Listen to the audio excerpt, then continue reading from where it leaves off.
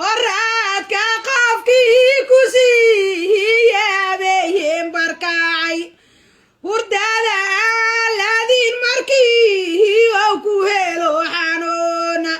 habaaska ku diidayo adkoyenoo ku cuno hingadayaya xarafka kaaga ka dhigay hormooda hadalka ku toosiyo